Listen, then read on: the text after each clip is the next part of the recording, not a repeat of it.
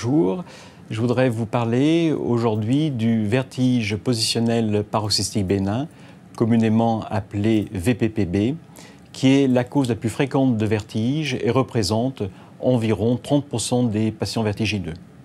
C'est un vertige qu'on dépiste très facilement à l'interrogatoire, puisque le vertige est bref, quelques secondes, et déclenché essentiellement par 5 positions qui sont le fait de se coucher dans son lit le soir, le fait de se tourner dans son lit d'un côté, le fait de se lever de son lit. Et la journée, les patients sont moins gênés, mais le déclenchent lorsqu'ils mettent la tête en hyperextension ou en hyperflexion. L'interrogatoire va aussi avoir 2 rôles. D'une part, les vertiges positionnels ne sont pas tous des VPPB et peuvent révéler une atteinte neurologique centrale, en particulier cérébelleuse, et l'interrogatoire devra s'attacher à rechercher une dysarthrie, des céphalées, une maladresse de la main. D'autre part, l'interrogatoire permet également de rechercher une cause au VPPB qui peut être un traumatisme crânien, mais qui peut également être des affections de l'oreille interne, comme la névrite vestibulaire ou la maladie de Ménière. Le VPPB relèverait d'un problème mécanique, c'est-à-dire d'un déplacement anormal d'otolithe de l'utricule dans un canal. Sur ce modèle, on peut observer que le canal postérieur est le plus déclive et que les fausses routes vont se faire préférentiellement dans ce canal. En pratique, 90% des atteintes dans le VPPB concernent le canal postérieur, tandis que 10% concernent le canal horizontal et le canal antérieur est controversé, représentant probablement 1% des patients. Alors, sur ce modèle, on peut voir que l'on a des billes qui ont été positionnées dans le canal postérieur et ces billes représentent des otolithes. Les otolithes sont plus lourds que l'endolymphe environnante et vont avoir tendance à se dépasser lors de l'action de la gravité. En pratique, on va mobiliser le canal postérieur selon l'axe gravitaire et on va observer un déplacement des otolithes qui va entraîner l'endolymphe, déplacer la cupule, déplacer les cils des cellules ciliées au niveau de la cupule et activer le réflexe vestibulo-oculaire, entraînant un nystagmus. En pratique, on peut d'ores et déjà noter que lors des atteintes du canal postérieur, le nystagmus va avoir une direction rotatoire et verticale, tandis que lors des atteintes du canal horizontal, le nystagmus va être essentiellement horizontal.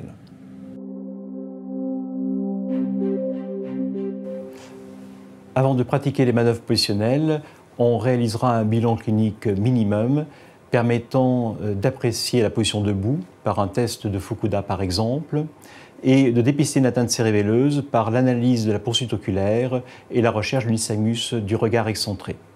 À l'opposé, on ne pratiquera pas des manœuvres comme les manœuvres du head shaking, le test vibratoire qui pourraient éventuellement déplacer les otolithes. La manœuvre de Dixoll-Pike droit pour tester le canal postérieur droit consiste à tourner la tête du patient de 45 degrés vers la droite, de telle manière à avoir un canal postérieur dans le plan sagittal et à basculer la patiente en arrière. En cas de VPPB du canal postérieur, on observera après une latence de quelques secondes un nystagmus caractéristique qui va être rotatoire et vertical supérieur et durera quelques 5 à 20 secondes, en tout cas moins d'1 minute.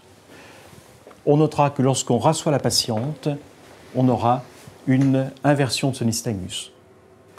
De façon un petit peu exceptionnelle, lorsqu'on est en position couchée, on peut observer un nystagmus inhabituel qui est vertical inférieur avec une discrète composante rotatoire.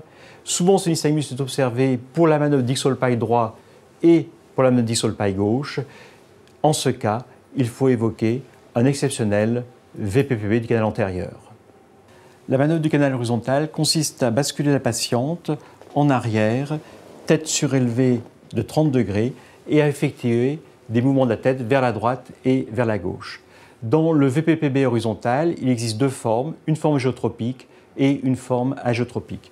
Dans la forme géotropique, la rotation de la tête du côté droit entraîne un nystagmus horizontal droit, tandis que la rotation de la tête du côté gauche entraîne un nystagmus horizontal gauche. Ce nystagmus est paroxystique et c'est le côté où le vertige et le nystagmus sont le plus importants qui est le côté atteint. Dans la forme agiotropique, la rotation de la tête du côté droit entraîne cette fois-ci un nystagmus qui est horizontal gauche, tandis que la rotation de la tête du côté gauche entraînera un nystagmus qui est horizontal droit. Ce nystagmus a la particularité d'être durable, si bien qu'il ne mérite plus vraiment le qualificatif de paroxystique, et c'est dans ces formes-là qu'il faudra être plus prudent quant à une éventuelle atteinte neurologique centrale. Le côté atteint dans la forme agiotropique correspond au côté où le vertige et le nystagmus sont le moins importants.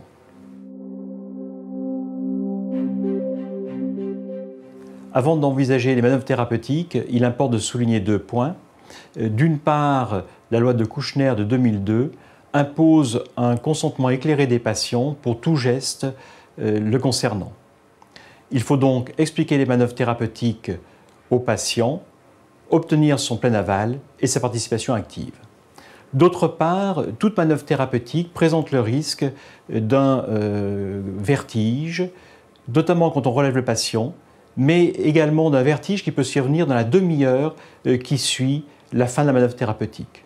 Plus exceptionnellement, on peut également avoir des chutes brutales qui ressemblent aux crises de Tumarkin que l'on peut observer dans la maladie de Ménière. En pratique, il importe de bien maîtriser le patient lors de la manœuvre thérapeutique et de ne pas hésiter à l'accompagner en salle d'attente et lui demander d'y rester une demi-heure. La manœuvre libératoire consiste à déclencher le vertige par une variante de la manœuvre de Dix-Hallpike où la tête est tournée vers la gauche de telle manière à avoir un canal postérieur dans le plan frontal et on bascule la patiente de telle manière à avoir une position finale nez en l'air. Dans cette position-là, on déclenche à nouveau le vertige et le nystagmus caractéristiques rotatoire et vertical supérieur. On peut ensuite, à l'arrêt du vertige du nystagmus, se mettre en position de telle manière à pratiquer une manœuvre libératoire qui va être faite, si possible, assez rapidement, de telle manière à obtenir une position finale, nez en bas. Et dans cette position finale, très souvent on obtiendra un vertige et un nystagmus dans le même sens que la position déclenchante, traduisant le fait que la patiente a été guérie. Pour la manœuvre de repositionnement des otolithes, il est confortable d'avoir une tétière qui s'incline, tant pour le patient que pour l'examinateur. Une manœuvre de repositionnement pour une atteinte du canal postérieur droit va consister en une manœuvre schématique de Dix-Hallpike du côté droit. Après épuisement du vertige et du nystagmus, on basculera la tête du côté gauche pour obtenir la position de Dix-Hallpike du côté gauche. Puis, on demandera à la patiente de se tourner sur son épaule gauche pour basculer la tête nez en bas. Puis, on demandera à la patiente de mettre ses jambes pendantes pour pouvoir la réasseoir. Tête penchée en avant sur l'épaule gauche. Puis ensuite, tête sur le menton. La manœuvre a été réalisée de façon accélérée. Globalement, chaque position doit être maintenue environ 1 minute. La position prolongée du côté sain consiste tout simplement à demander à la patiente de dormir plusieurs nuits sur le côté sain. En cas d'atteinte du canal horizontal droit, on demandera ainsi à la patiente de dormir plusieurs nuits sur son côté gauche. La rotation barbecue consiste en une rotation de 270 degrés du côté sain par paliers successifs de 90 degrés. En cas d'atteinte du canal horizontal droit, on couche la patiente à plat dos, on réalise 90 degrés du côté gauche, puis on demande à la patiente de venir se coucher sur son épaule gauche afin de gagner 90 degrés supplémentaires. Puis on demande à la patiente de faire une rotation de telle manière à gagner 90 degrés supplémentaires. On a donc réalisé 270 degrés et on pourra ensuite rasseoir la patiente. Globalement, on reste dans chaque position déclenchante environ 1 minute, et quoi qu'il en soit, jusqu'à disparition du nystagmus que l'on aura éventuellement déclenché. En cas de VPPB du canal horizontal de forme agiotropique, il y a de très nombreuses manœuvres thérapeutiques proposées, et pour l'heure, pas de consensus. On pourra réaliser une manœuvre barbecue du côté sain, on pourra réaliser une manœuvre du head shaking pour tenter de déloger les otolithes qui sont proches de la cupule, éventuellement réaliser une manœuvre de Gufoni. Quelle que soit la forme, géotropique ou agiotropique, de VPP de canal horizontal, on notera toutefois que de simples mouvements droite-gauche en position couchée le soir, réalisés plusieurs fois d'affilée, permettent souvent de guérir le patient. Le VPP du canal antérieur, comme on l'a dit, est exceptionnel. Il n'y a pas de consensus sur les manœuvres thérapeutiques. On pourra proposer des manœuvres d'hyperextension de la tête suivies d'un retour en position assise, éventuellement des manœuvres de roulade en avant. Pour conclure, le VPPB est la cause la plus fréquente de vertige, justifiant la réalisation systématique des manœuvres positionnelles tant pour le canal postérieur que horizontal. En cas d'atypie ou en cas de résistance aux manœuvres thérapeutiques, il n'y a pas lieu de s'acharner, il faut compléter le bilan et réaliser en particulier une IRM encéphalique pour ne pas méconnaître une histoire neurologique.